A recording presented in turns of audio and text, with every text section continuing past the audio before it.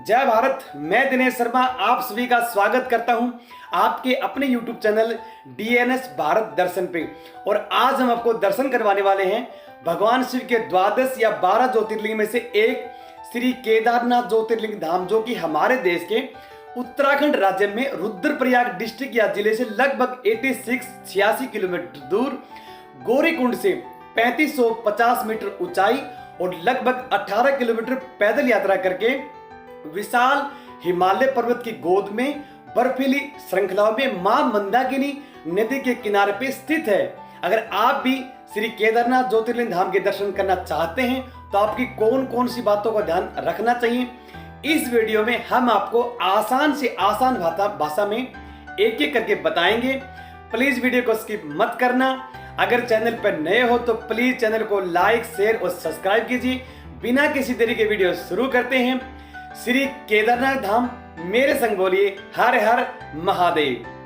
जय श्री केदार। सबसे पहले श्री केदारनाथ ज्योतिर्लिंग धाम की यात्रा शुरू करने से पहले आपको उत्तराखंड सरकार की official website registration and tourist care .uk.gov.in इस वेबसाइट पर जाकर ऑनलाइन रजिस्ट्रेशन कर सकते हैं।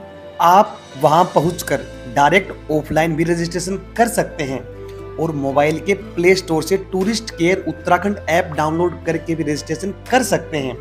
अगर फिर भी आपको कोई बात समझ नहीं आती है तो सहायता के लिए हेल्पलाइन नंबर दिए हुए हैं, आप अपने हिसाब से पूछताछ कर सकते हैं। चलिए बात करते हैं आपके सभी प्रश्नों की एक एक करके। पहला प्रश्न, कब जाएं और कैसे जाएं? श्री केदारनाथ ज्योतिर्लिंग धाम मंदिर के दर्शन करने के लिए आप मई के महीने से लेकर अक्टूबर महीने तक दीपावली से पहले जा सकते हैं। नवंबर से लेकर अप्रैल महीने तक 6 महीने मंदिर के कपाट बर्फबारी के कारण बंद रहते हैं। श्री केदारनाथ ज्योतिर्लिंग धाम मंदिर के दर्शन करने का सबसे अच्छा समय 15 सितंबर से अक्टूबर और दीपावली से पहले का है। मई और जून महीने में छुट्टियों के कारण यहाँ भीड़ बहुत ज्यादा हो जाती है, जिस कारण यहाँ हर वस्तु खाने पीने से लेकर रहने तक और किराया महंगा हो जाता है।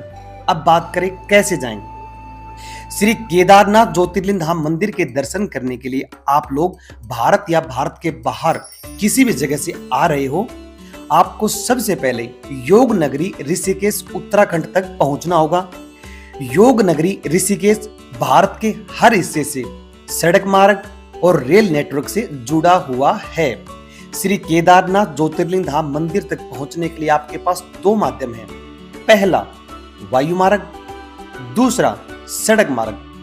बात करें वायु मार्ग की, अगर आप श्री केदारनाथ ज्योतिर्लिंग धाम के लिए हेलीकॉप्टर से जाते हैं तो हेलीपैड बने हुए हैं, जैसे सिरसी, फाटा और गुप्त काशी हेलीपैड। आप यहां पहुंचकर हेलीकॉप्टर सेवा का लाभ ले सकते हैं। हेलीकॉप्टर सेवा का लाभ लेने के लिए आप IRCTC की वेबसाइट www.heliyatra.irctc.co.in पर जाकर ऑनलाइन टिकट बुक कर सकते हैं, जिसका आपको प्रति व्यक्ति 5000 से 8000 के बीच में चार्ज लगेगा। यह चार्ज सिरसी, फाटा और गुप्त काशी हेलीपैड पे अलग अलग है। सीजन के हिसाब से चार्ज कम या ज्यादा हो सकता है। अब बात करें सड़क मार्ग की, अगर आप बस के द्वारा दर्शन करने को जा रहे हैं तो आप अपनी यात्रा हरिद्वार या ऋषिकेश से शुरू कर सकते हैं।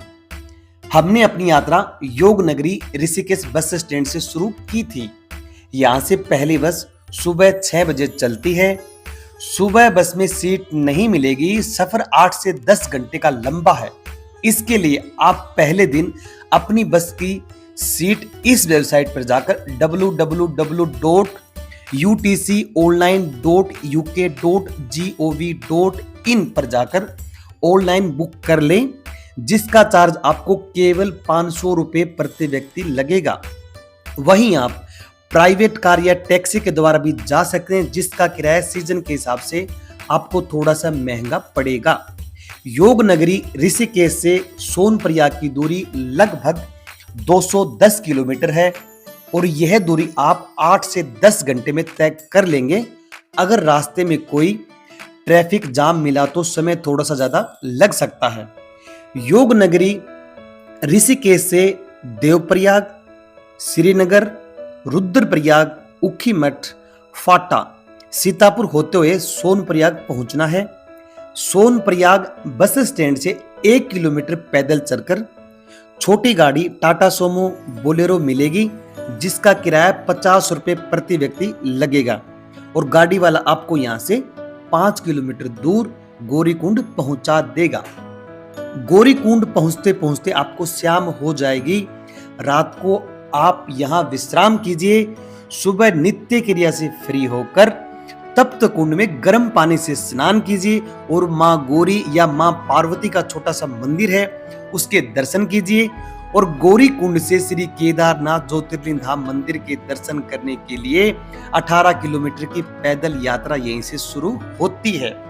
बात करें अगले प्रश्न की, गौरी कुंड में भोजन और ठहरने की क्या व्यवस्था है? यहाँ पर ठहरने के लिए सबसे सस्ता माध्यम है डोरमेट्री, जिसका चार्ज एक दिन का प्रति व्यक्ति 500 रुपए लगेगा।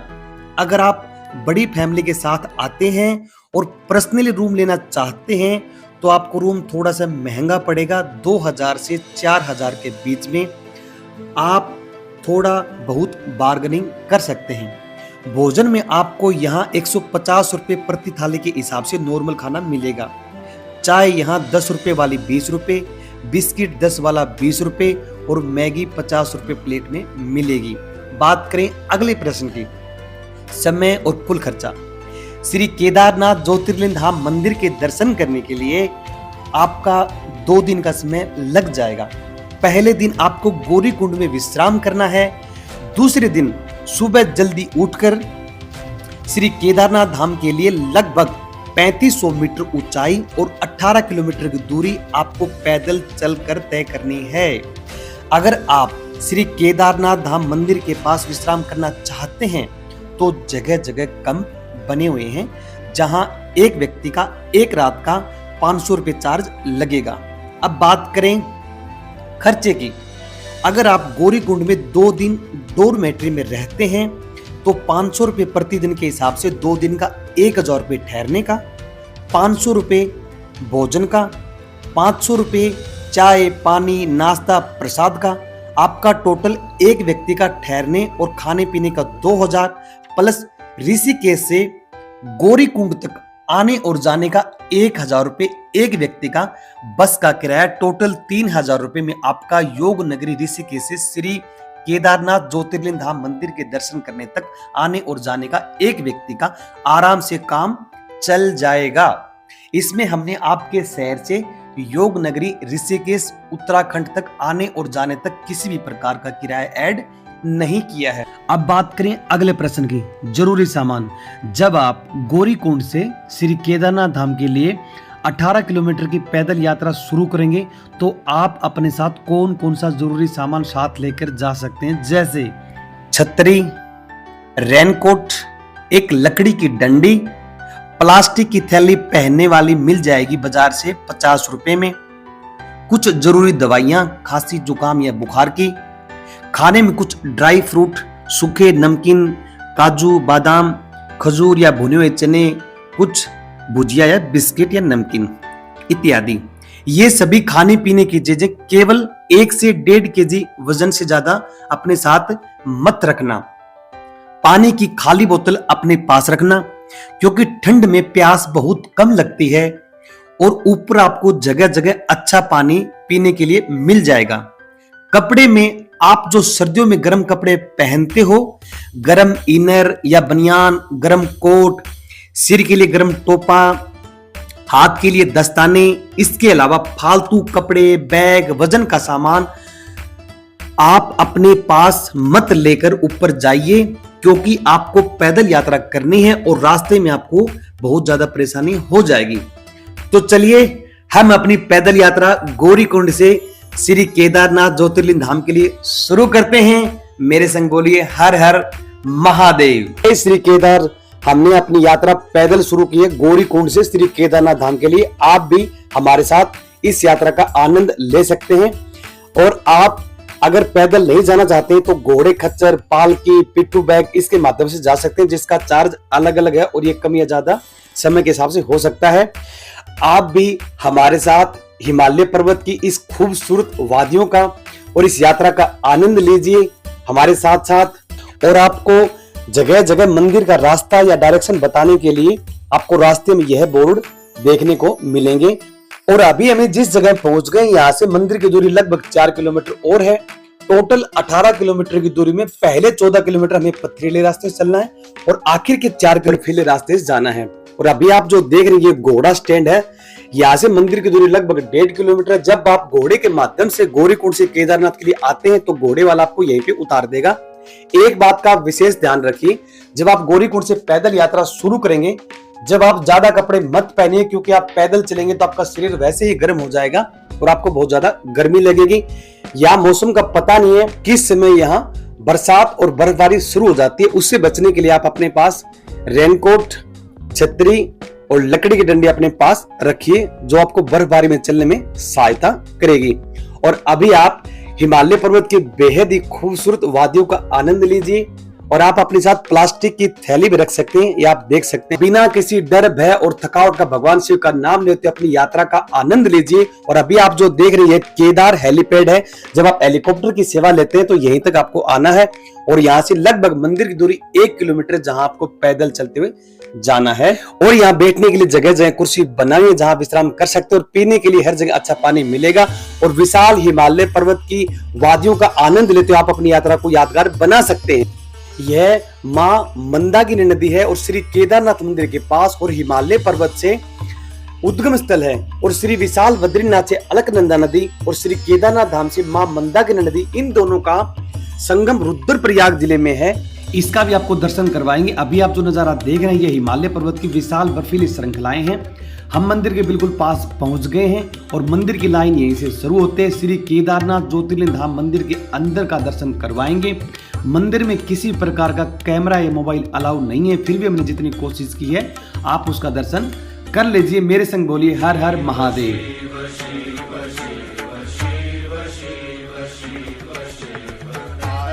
अभी आपने भगवान शिव के ज्योतिर्लिंग का दर्शन किया। अब मंदिर के बाहर से नंदी जी महाराज का दर्शन कीजिए। दर्शन करने के बाद यहाँ से बाहर आने का रास्ता है। इसके अलावा आप मुख्य मंदिर से लगभग 500 मीटर श्री भैरवनाथ का मंदिर है और यहाँ से लगभग 8 किलोमीटर की पैदल ट्रैकिंग करके वासुकी ताल जिला वहां भी जाके दर्शन कर सकते हैं। अब बात करते हैं श्री केदारनाथ ज्योतिर्लिंग धाम मंदिर की कहानी, कथा, रहस्य। पौराणिक कथा के अनुसार जब महाभारत युद्ध को पांडवों ने जीत लिया था तब पांडवों को इस बात का बहुत दुख हुआ कि उनके हाथों से उनके अपने भाई और सगे संबंधी इस युद्ध में मारे गए। उन्हें लगा उन्होंने बहुत पाप किया है।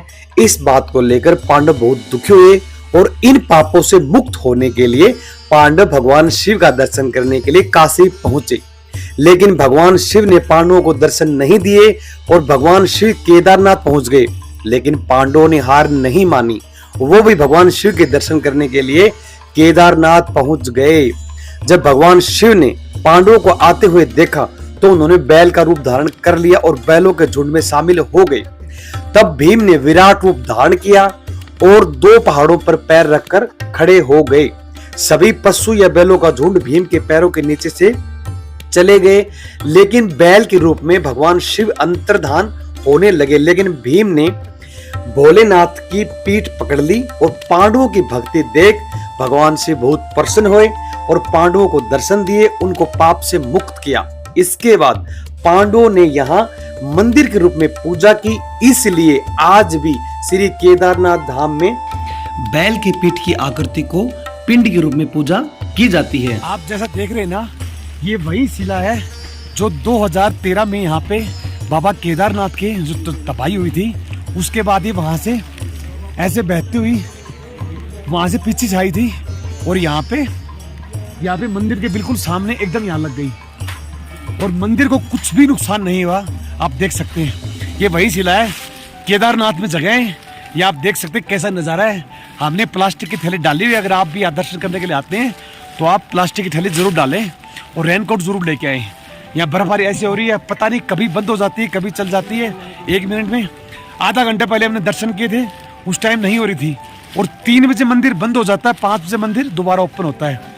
तो आप कृपया करके 3 बजे से पहले पहले दर्शन करें, सुबह 6 बजे वहां से निकल जाएं गौरीकुंड से। आपका हमारे साथ यहाँ तक बने रहने के लिए बहुत बहुत धन्यवाद। यह कहानी जानकारी आपको अच्छी लगी तो प्लीज चैनल को लाइक शेयर और सब्सक्राइब कीजिए। और अब आपको दर्शन कराएंगे 4 धाम में से एक धाम विशाल बद्रीनाथ धाम। मेरे संग बोलिए हर हर महादेव, जय श्री राम।